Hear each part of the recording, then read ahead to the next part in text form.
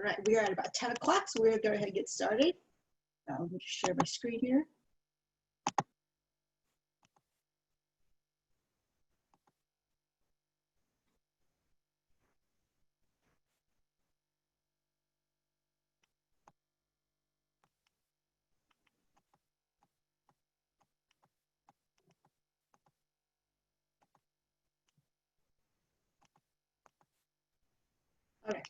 All right, so today we're going to talk about meal planning for camping and backpacking. And my name is Alice Ma. If you haven't been here before, I've done a couple presentations. This is my third one. Excited to actually have time to come back and do another one of these. It's been really fun. And I work for Dining Services, working from home exclusively now, but I work for Dining Services, do a lot of work with allergies, students who have dietary needs, a lot of menu planning for the dining centers, and really have a great job in feeding our students. And I also do have a little bit of experience with backpacking and camping. So I wouldn't say I'm the all-knowing expert on camping or backpacking, but I have done some of it. And feel free during this conversation, if you feel like throwing in a tip in the chat box, feel free to do so, because we're all learning, we're all kind of growing in these areas. But I do have some experience mostly on the food side. Whenever my partner and I go camping or backpacking, I'm pretty much in charge of all the meal planning and the food, and he takes care of the equipment and that end of things and making sure that's ready while I just do all the meal planning. So it's a good partnership between the two of us. I have gone camping a number of times within the last couple of years, especially most recently this last weekend. So I've got some fresh photos from actually this past weekend for you in the slideshow. And then backpacking I've actually only done one time. Almost exactly a year ago, we went to Yellowstone and did a 3-day backpacking trip, about 10 miles per day, about 33 miles total at the end over in Yellowstone and Shoshone Lake. So these are some photos from that. But that was my very first time doing it. And I learned a lot just from that one trip, doing all the meal planning. So again, not the all-knowing expert on this, but I do have some experience with meal planning that I'm happy to share with you. So really the goals for planning meals for backpacking and camping are to make them enjoyable, but also safe and kind of efficient as far as the situation at hand. So really things that take minimal equipment to prepare, especially if you're backpacking. Usually when you backpack, you're taking one pot and a small camp stove because you want it to be lightweight and small and really be as efficient as possible with your packing. So something that takes one pot and or one pan to prepare. With camping, we normally will take one pot kind of for cooking pasta or oatmeal, and then a cast iron pan for scrambles and such. For backpacking, it's usually going to be one pot for multiple purposes. So something along those lines.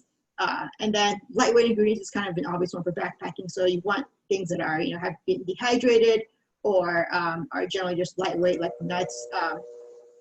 Sorry about the background noise. And then with camping, you do have a little bit more liberty because you probably will have access to a cooler or something that's larger to store food. So, but still, you want to be considerate about lightweight ingredients because you don't want to be hauling around a big, heavy cooler with lots of things, especially if you're going to add ice there. That's going to add a lot of weight. So keeping things really minimal weight as much as possible. And then also very important is food safety. So when you're backpacking, you're not going to have access to a refrigerator or any sort of cooling implement, not even a cooler. So you want to keep things safe. So you're not going to bring, obviously, hot dogs backpacking or, a big raw piece of raw meat. Now when you're camping, you really have access to a cooler and really minimal refrigeration there and keeping the temperature at a somewhat safe level. But really, you don't want anything that's going to be perishable pretty easily at high or even, room temperature. So limit the amount of things that are perishable. And then additionally, especially when backpacking, but generally speaking, to be considerate and mindful of food waste. So things that are low result in no or low food waste or trash, because you don't really want to be hauling that around in your backpacking leftover trash because you can't really leave it anywhere at your backpacking campground. You're taking it with you.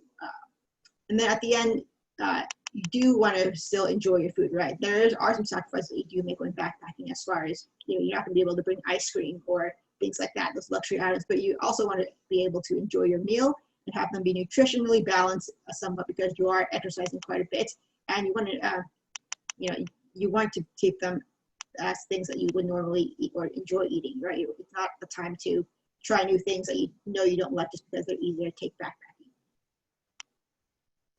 And that photo is just a compilation of my backpacking meals from last year, which I'll discuss in a little bit.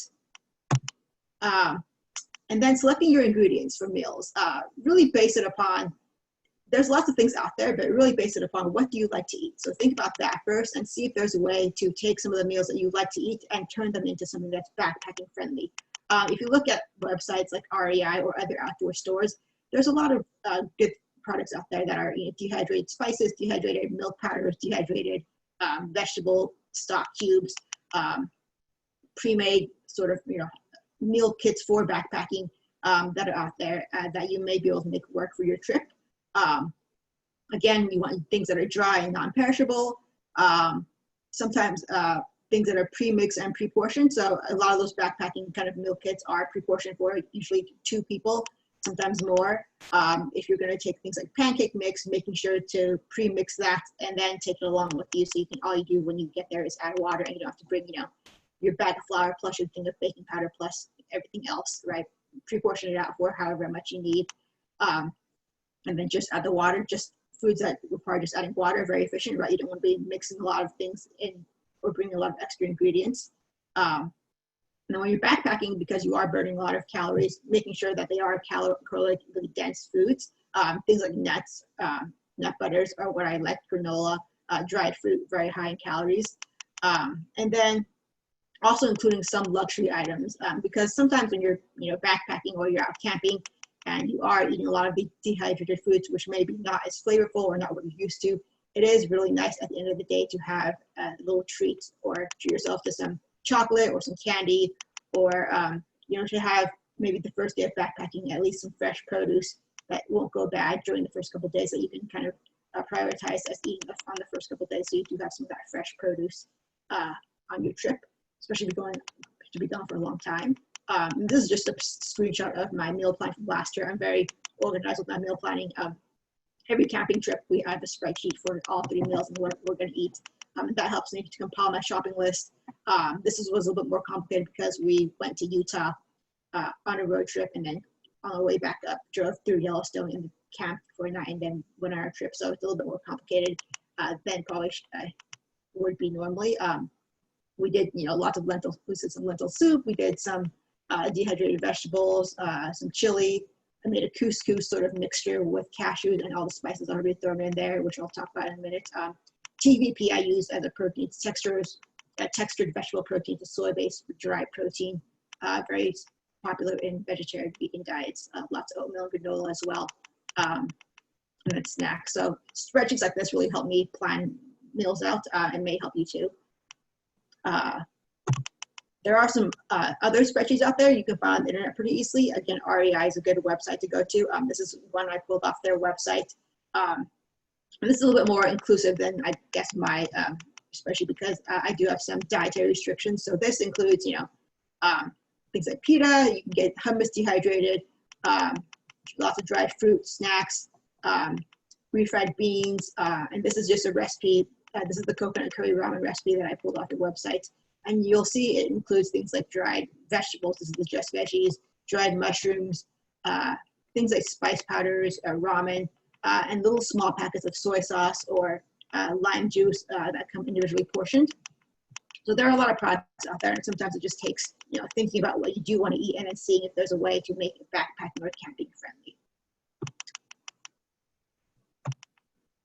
Some examples of meals that I've just listed here. Oats are really good for breakfast. Typically with breakfast, when you're backpacking, they're usually going to be very quick things because, at least on my backpacking trip, we sort of misplanned it a little bit because we didn't have a whole lot of time for lingering around in the morning.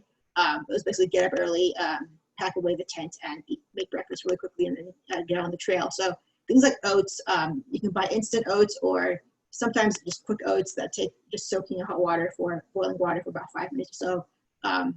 And they can be flavored. You can either buy them plain and flavor them yourselves with the brown sugar and cinnamon, and then bring that all in one pack, or buy things that are already flavored. And then granola is kind of an obvious one, already made, not perishable. You can get them in bulk, or I usually will just make my own granola nowadays. Powdered milk. So you can buy powdered milk in bulk also. or you can also buy powdered. I use, because I can't have a dairy or I'm intolerant to dairy, I bought soy protein powder, also from the bulk section at the store. And so that was a good milk replacer for me, but it just takes water and the powder. And then coffee and tea, if you drink coffee or tea in the morning, that's a pretty easy one. We just bought some tea, loose leaf tea, and then bought a small little tea strainer that we already had, or you can get tea packets. Coffee, you can either do a couple of different ways. If you're camping, you do have access to, you know, some other things like maybe bringing a French press that isn't super fragile. When we went backpacking, we just brought instant coffee, which was, it doesn't taste as good, but it does the job just fine. Or you can do what's called cowboy coffee, where you basically take fresh coffee, pour the water over, and then kind of drink it very carefully so that you leave all the sludge at the bottom in the end. But it does create some trash there. Pancake mix, if you do want to make pancakes, it's a little bit more difficult when camping, just because you do have to bring a few extra things as far as toppings, right? And most people don't really eat their pancakes plain, but if you are going to bring pancakes, bring the kind that requires just adding water. So for me, I just made my own pancake mix. This one here that I in the photo is just flour, baking powder, a little bit of sugar, salt.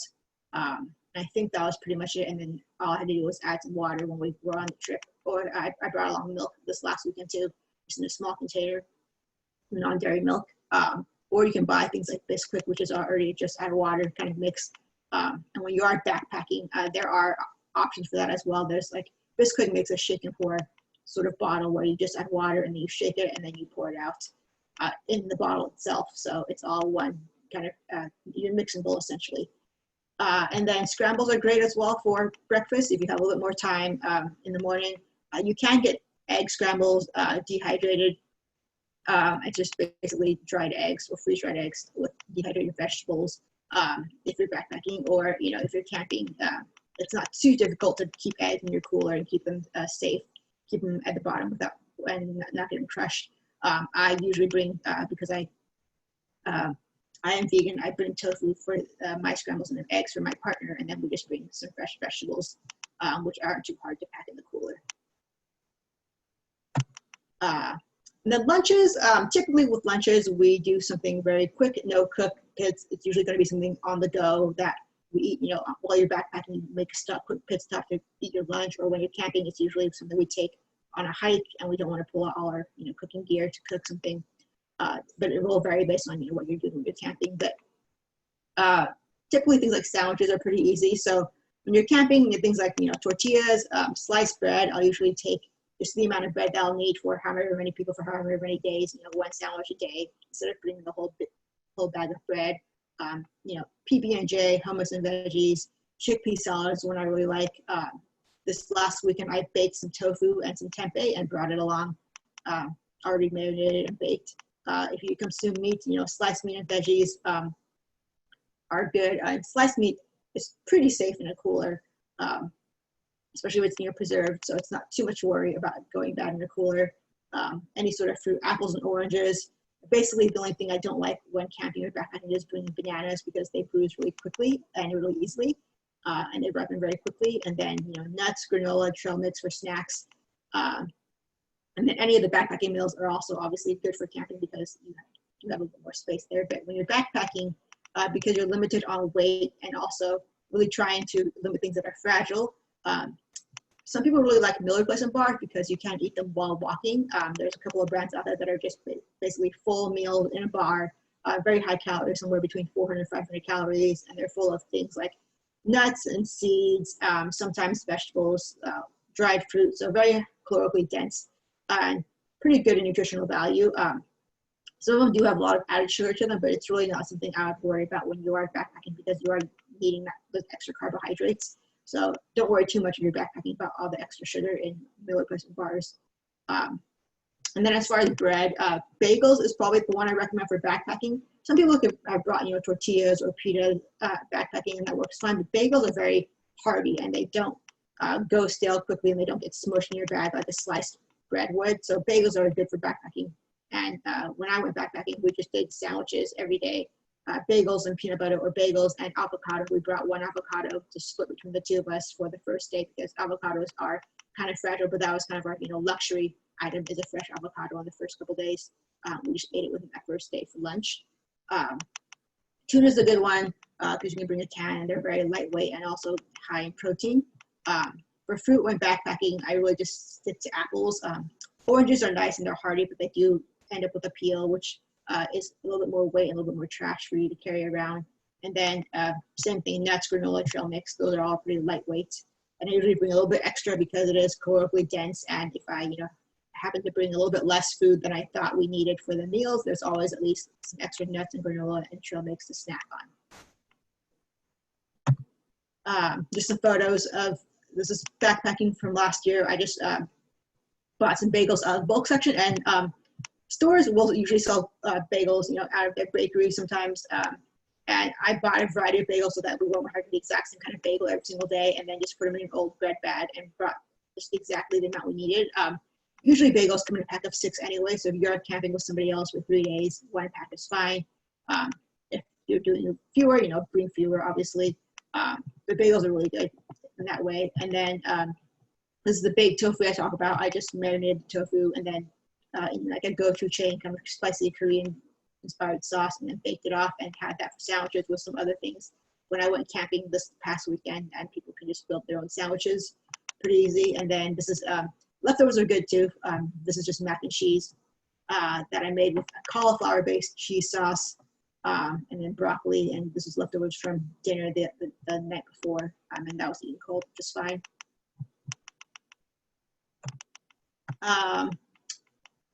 Dinners. So dinners is kind of for backpacking your last meal and kind of the reward meal, because at the end of the day you are very tired and you just want a hot meal, and it's kind of the a time to get creative. I think in my experience is what I like. So with camping, there's obviously a little bit more room for creativity, but things I like camping usually, this past weekend I was a little extra and I made my own chili and then just brought it camping because you could store it. But if you're feeling like you want something more convenient, canned chili is fine, and then cornbread if you want to make your own, or polenta would be good too. I just made my own cornbread this past weekend and brought it along.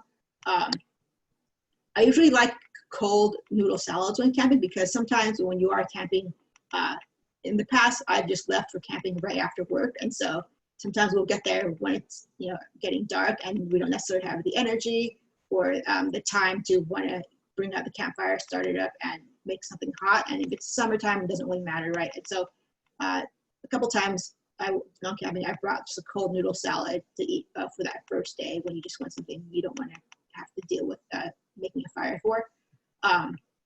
This past weekend, again, we did pasta. We just brought pasta and boiled it in some water, and then brought a cheese sauce that we already made, a non-dairy cheese sauce, and then threw in some broccoli. Taco bar is good because it involves a lot of components that you can just bring already made or in a can that requires just a little bit of heating up, and then people can kind of do their own thing. Quesadillas, also another easy one. And then again, anything you could do backpacking, you could bring camping with you. But with backpacking, again, you can get a lot of things dehydrated already and pre-made from, usually the bulk section of a lot of stores will have dehydrated soups. We just bought it was like a tortilla soup we bought from the bulk section at the store, and then like a lentil veggie soup.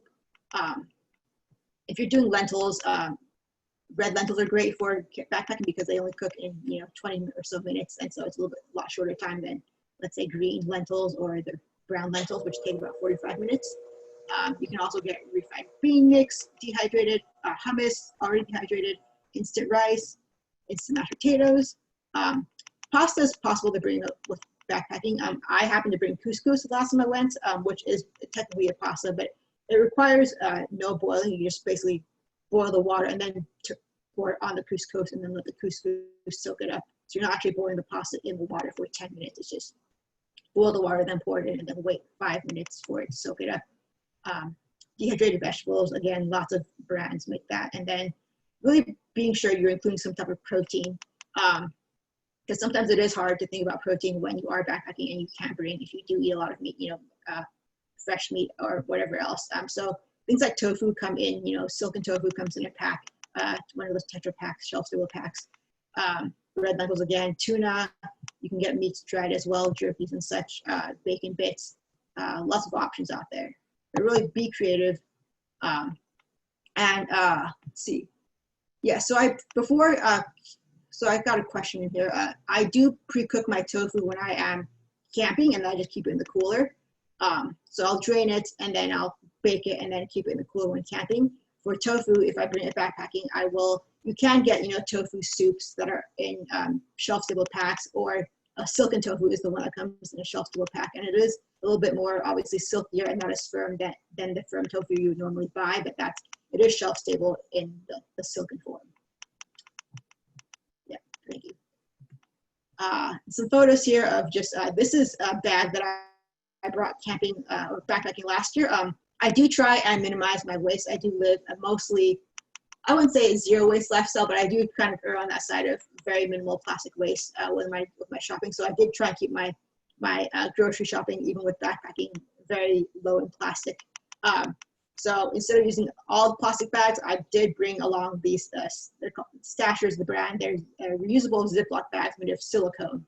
And what I did with this is the couscous that I talked about. I threw in the couscous, dehydrated vegetables, all the spices I wanted, some cashews, and then there was some curry powder. So it was a bag of curry, cashew, couscous with dehydrated vegetables. And so I rehydrated everything else with water. And then that was the meal, was a kind of couscous salad. This is just the veggie soup.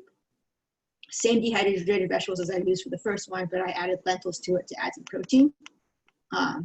That's the cooked couscous from backpacking. And then this last one is cornbread and chili that I pre-made both of those. This is for camping, so not backpacking, but I did this last week and just brought it along, but obviously you can get canned chili. I do just prefer making my own chili because it is a little bit tastier, and I also, my partner has had some heartburn issues, so we kept it low spice and low acid for him.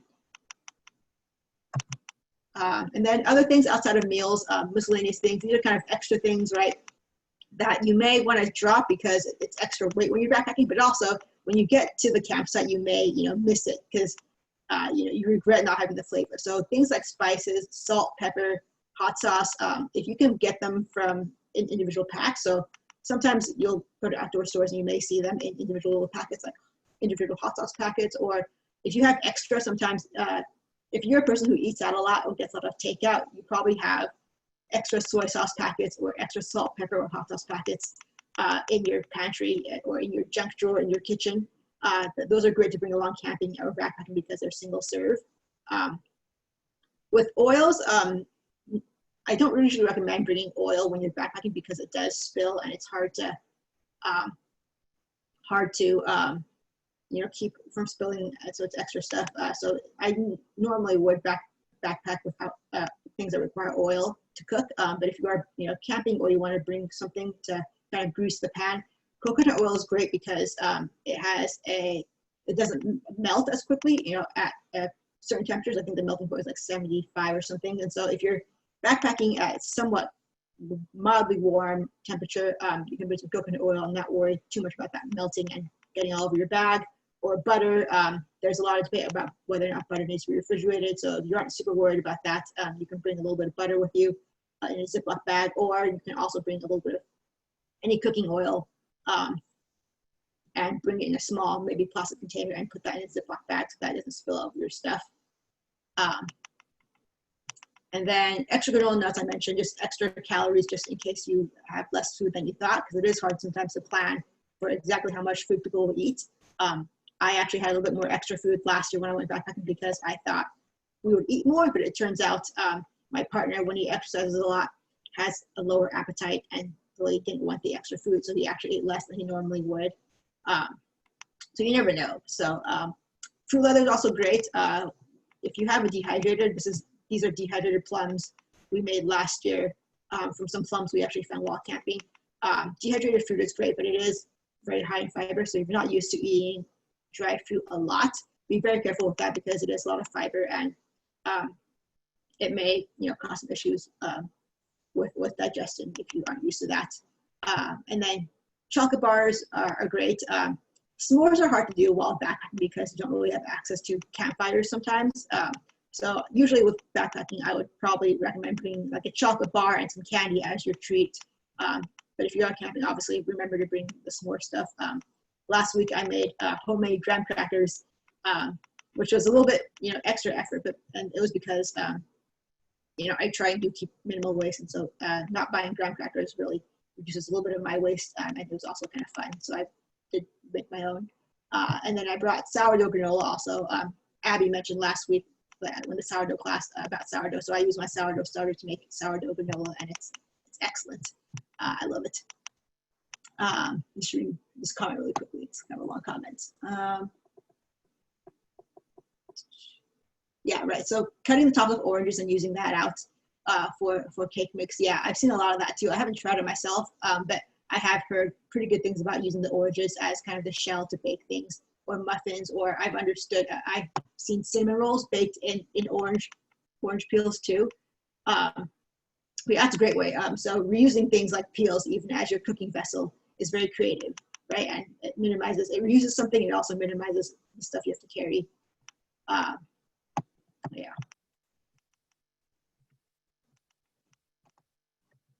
And then packing your food, I think I've mentioned a lot of this already here, but with backpacking, you do have to be very careful about packing. The silicone bags, the name was Stasher was the brand. That's probably the best brand I've seen out there, because the bag you see here, it's completely sealable, and it's dishwasher friendly, and you can store leftovers in there, and they are heat proof. So if you have them at home, you can use them for sous vide, because you can heat them up. And I found mine at the co-op. You can get them online as well. There are other brands out there of reusable Ziploc silicone bags, but they are not as great sometimes. We have some other brands that have like a plastic almost rod that seals it up, and it's an extra thing, and it's not the greatest. So this is probably the best brand that I know of right now. I haven't tried a whole lot of them, but definitely feel free to search silicone bags, and you can see a couple of other brands out there and see what you like. And they come in different sizes. But as far as packing your food, the other thing I did last year, because these bags are kind of expensive, I did also reuse. You'll notice I get a lot of samples because of my job, from vendors at these food shows, and so I reuse a lot of these bags of samples from like mushrooms. You'll see I have a bag of lentils that I reuse. So I have basically all these plastic bags you see are reused with Ziploc bags, and those are a little bit more lightweight, and so they are good for backpacking. So if you're backpacking, try and reuse your Ziploc bags. If you're worried about being wasteful, at least reuse, and that kind of helps alleviate some guilt from generating more plastic, because the silicone ones are a little bit more heavy, even though they're good quality. Again, individual packets of sauces or seasonings. You can get individual packets of peanut butter too. For my peanut butter, I usually buy my peanut butter from bulk, the bulk section, and I put them in this old hummus container and brought it along, because I'm not going to bring a big glass jar of peanut butter while backpacking, right? And then I reuse this. This is an old mustard jar, like a fancy mustard jar I got from Paris a couple of years ago. And so I just put some sriracha in there, because I put sriracha on everything. So having a little bit there while camping was super great for me. We also pack things like salt packets, nutritional yeast, which I eat a lot of. And then, but again, use your spices. It's probably more efficient to mix the spices in with the meal packets and have them all in one bag, as opposed to separating them, if you can make that work. I also like these bags because they are good for leftovers. So I try not to have leftovers when I am backpacking or when I am camping, but when I do have them, it's good to bring along, a few extra just bags like this that are heat proof, that you could store leftovers. But obviously if you're backpacking, you can't really keep them cold. So try and minimize your leftovers when backpacking as the first defense. You can compartmentalize your backpacking meal plans by meal, and so I usually will pack breakfast in one bag, and then lunch in one, and then we kind of split the meals amongst our two backpacks last year, and so we both were in charge of certain meals, and we knew exactly where they are, and then we packed things that from top to bottom based on what we would need first. So every morning I would pack the lunch and then put them at the very top of my backpack, so that I had them when we stopped for lunch at the very top, and I don't have to dig out my whole tent and everything else to get to my lunch. So that was a big thing to really think about. And then again, consider your luxury items for first day eating. So if you do want to bring things like avocados or bananas or fresh vegetables backpacking, you can bring them. Things like carrots or onions or celery are very hardy, and they will stay good in your backpack for at least a couple of days without refrigeration. And so they are a little bit heavier, but if you want that fresh vegetables, treat yourself those first couple of days. yeah, go ahead and bring fresh vegetables. Just be very mindful to use it up during those first few days to get rid of the weight, but also keep it from going bad before you can use it. Just some more photos. I took a lot of photos. Pre-chop your vegetables when you're going camping. That helps because you don't have to bring a cutting board if you're going to pre-chop. Really think about what you actually need to cut up and then cut it up before and put it in a container, and that saves a little bit of space, and you don't have to pack a knife, which knives can be complicated to pack, or a cutting board. Again, sauces, if you're going camping, we pre-made the cheese sauce, the cauliflower cheese sauce, and then the pasta we just brought in a box, which it wasn't too much weight to bring camping. If you're backpacking, it might be a little more. So if you're backpacking, try and pre-portion the pasta to how much you need, because usually a box of pasta will be 4 servings or so. And so if you are just using it for one meal, maybe bringing a little bit less than that and putting it in your bag and bringing it along as opposed to bringing the whole box. More from camping last weekend. This is just the pancake mix I talked about. So because we were camping, I did just kind of bring the whole shebang of toppings, because we call it bougie camping because we had the ability to bring all our stuff because we had the room. So I put the pancake mix that I made just in this mixing bowl, which comes with a top. It's actually kind of a storage container plus a mixing bowl. It doubles. So I put the pancake mix in here dry and then put the lid on top, and then it was both the storage container and the mixing bowl. Threw some water in there and mix it up. Or I actually threw some milk in there.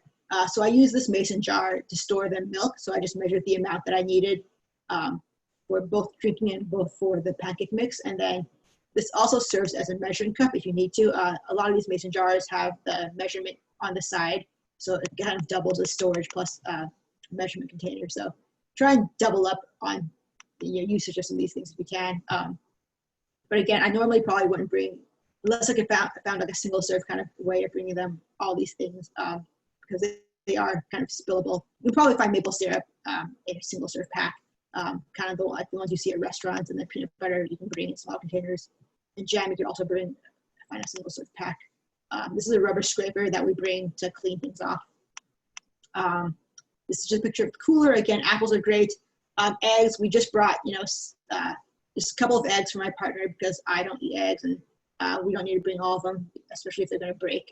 There's a chance of them breaking, so we just brought a few, as opposed to bringing the whole dozen. This butter container is reused. I just put the cornbread in there. If you have reusable produce bags, be very careful with coolers, because I found that the reusable produce bags, like the mesh ones, the ice sticks to them like crazy in the cooler, and I have a hard time opening the reusable bag when it's all sealed shut by the ice. So just be cognizant of that. I forget that every single time, and I have to deal with that every single time.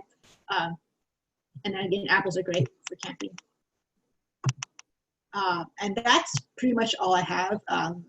We've got some questions, and then I already answered it, hopefully. But there's my contact info if you want more information, and my Twitter handle if you feel free to follow me if you have any questions. But unless there's any more questions, I think that's all I've got.